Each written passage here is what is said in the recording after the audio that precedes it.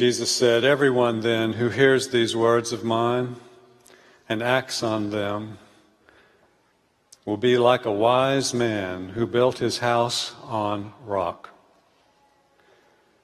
The rain fell, the floods came, and the winds blew and beat on that house, but it did not fall, because it had been founded on rock. And everyone who hears these words of mine and does not act on them will be like a foolish man who built his house on sand. The rain fell, and the floods came, and the winds blew and beat against that house, and it fell, and great was its fall." Now, when Jesus had finished saying these things, the crowds were astounded at his teaching, for he taught them as one having authority, and not as their scribes. This is the word of the Lord.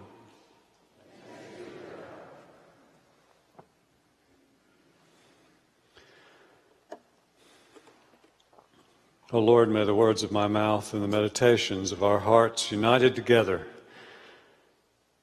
be acceptable in thy sight and in thy hearing, our rock and our Redeemer. Amen.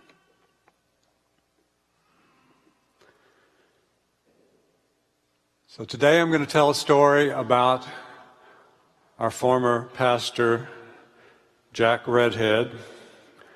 I want to give a special thanks to his son, John, who answered 1,000,000 questions for me and helped me with a lot of details. But I do want to also just remind you that this is a story, and there are lots of things that I just made up.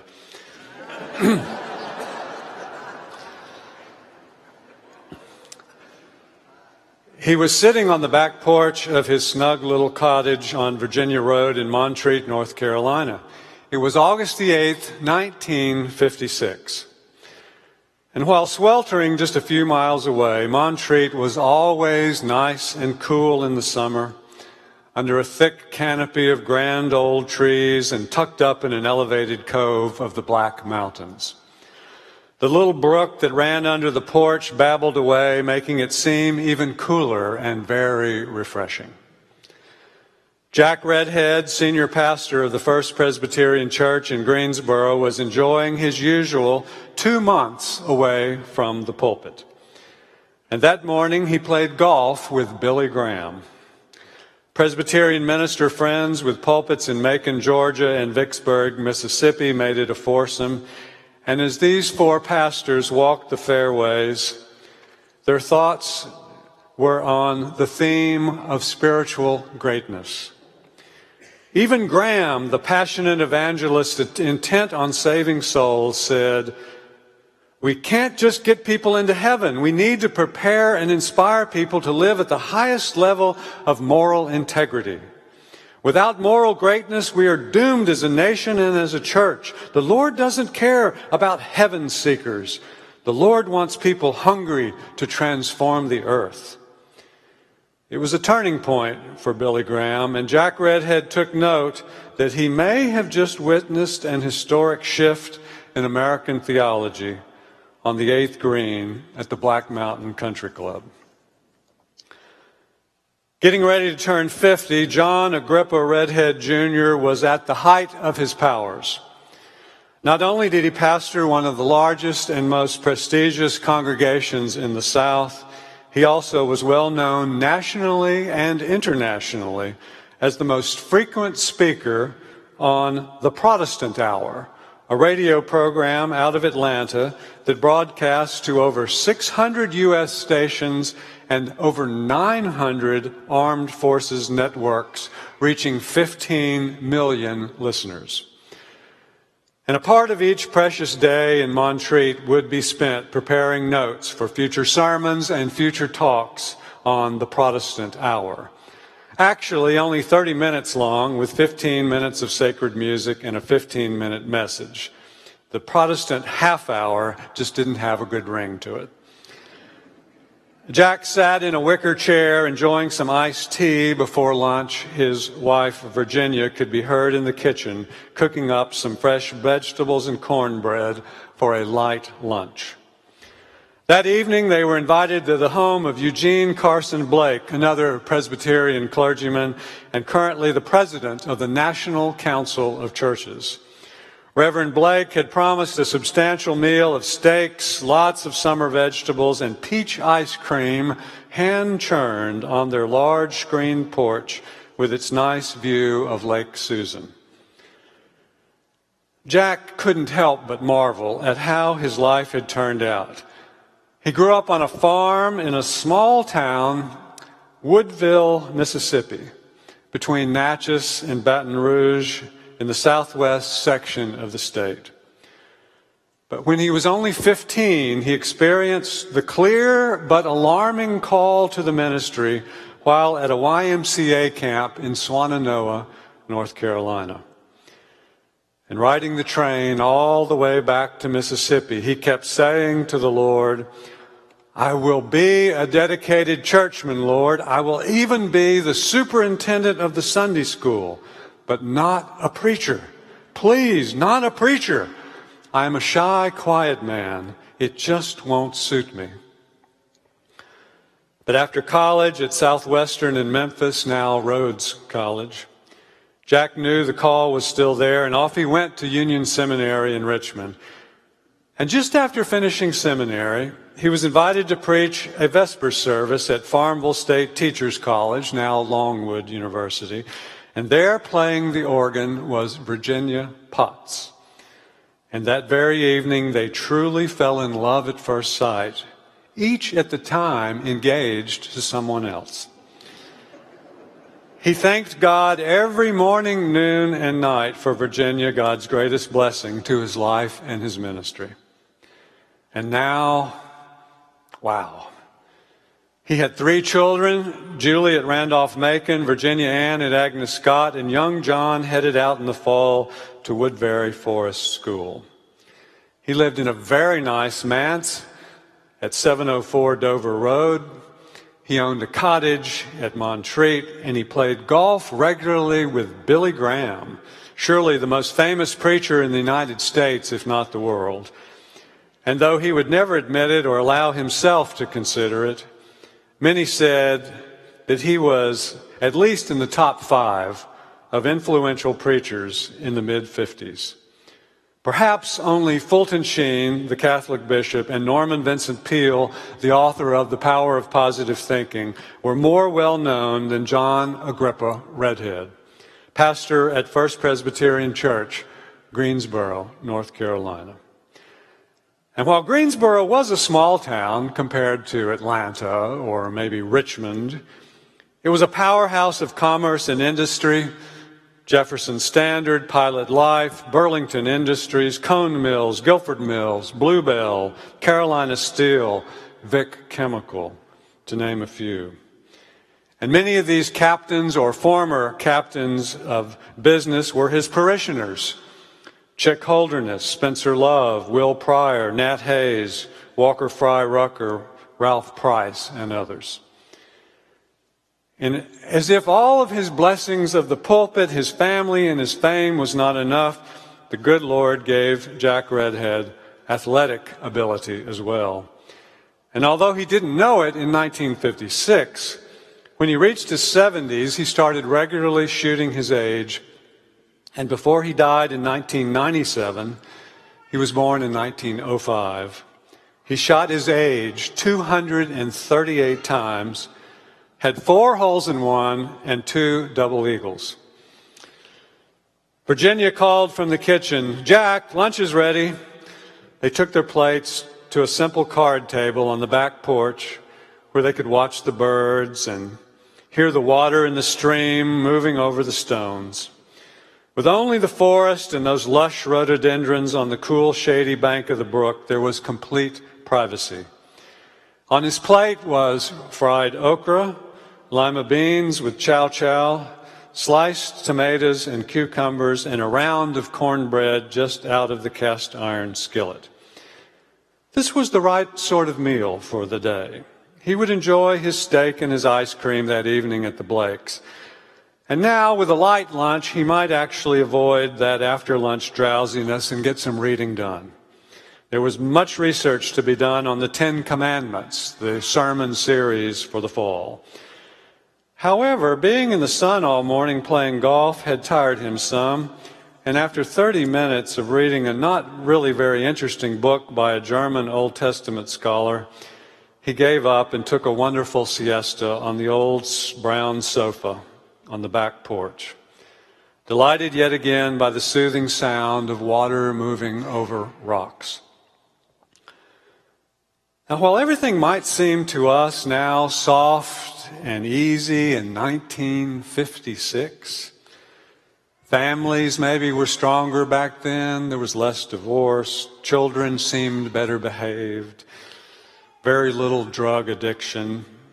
Churches were full and growing. They weren't struggling like they are now. But I think mostly this is our uninformed nostalgia. In 1956, Allen Ginsberg's now famous poem, Howl, was published. Its first lines, "I saw the best minds of my generation destroyed by madness, starving, hysterical, naked, dragging themselves through the streets at dawn looking for an angry fix. Angel-headed hipsters burning for the ancient heavenly connection to the starry dynamo in the machinery of night." 1956 was the year of The Fall by Albert Camus and A Walk on the Wild Side about drug addiction by Nelson Algren. But it was also the year of Old Yeller and 101 Dalmatians. Popular books yet to be made into Disney films. The King and I with Deborah Kerr and Yul Brynner was the big film out. Marilyn Monroe married the playwright Arthur Miller, author of Death of a Salesman. GE had just come out with an alarm clock with a snooze feature. Gamal Abdul Nasser, president of Egypt, nationalized the Suez Canal, and Soviet tanks rolled into Hungary. President Dwight D. Eisenhower authorized "In God We Trust" to be our national motto. A future associate pastor of this church, Neil Dunnavant, was born in November. That's funny. Okay. Didn't expect the funny part here. Okay. And here in Greensboro, not so funny, there were racial tensions mounting. Some members of this church in 1956 strongly wanted their pastor to join more boldly in the efforts for civil rights, and others just as strongly did not. Desegregation of the schools created volcanic divisiveness. And that evening at the Blakes, there was serious conversation about world and national events.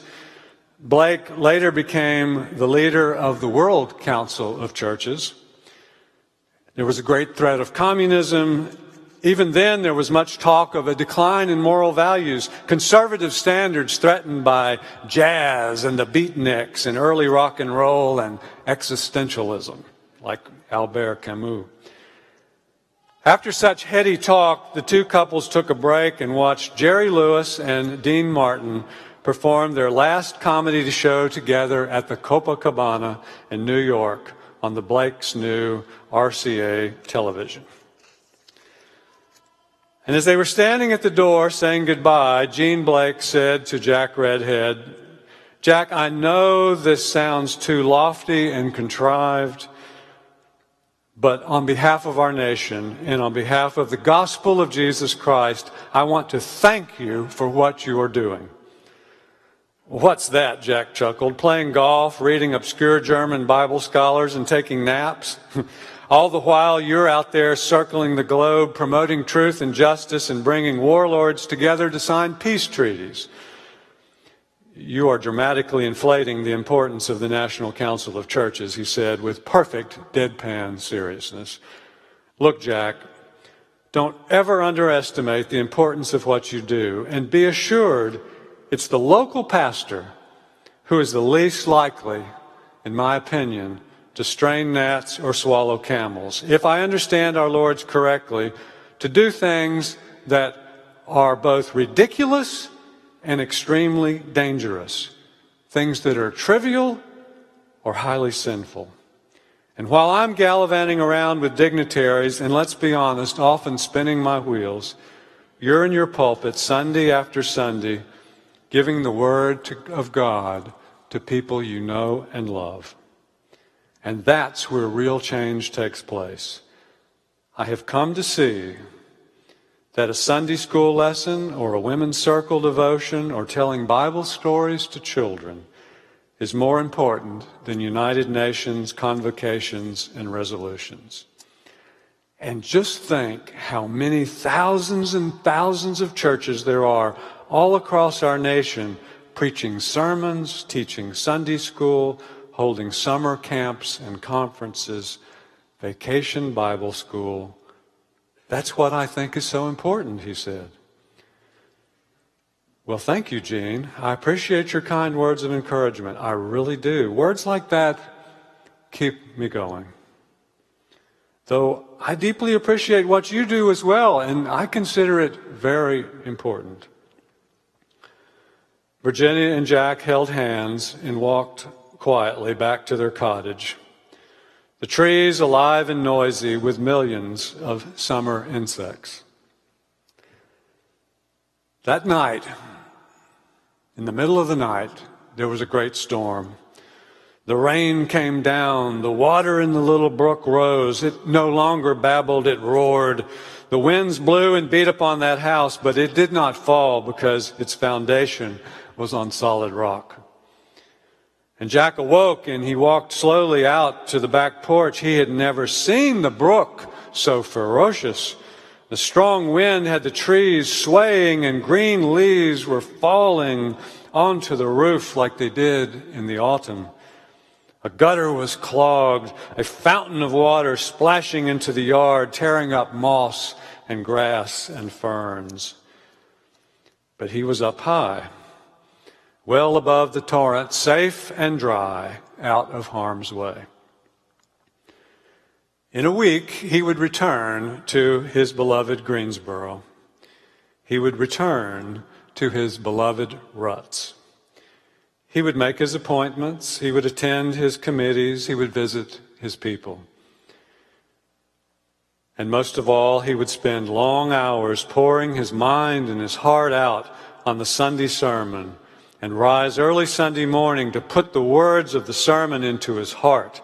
So notes were rarely needed, and he would preach the gospel to the spiritually hungry and thirsty. And he would preach it straight, and he would preach it true and clear with great passion and great polish. And then he would play golf on Monday, and then Tuesday start the cycle all over again. The pattern of his life, the shape of his days, week by week, slowly, surely, strongly, helping people build their houses on rocks, helping his people avoid straining gnats and swallowing camels. Amen.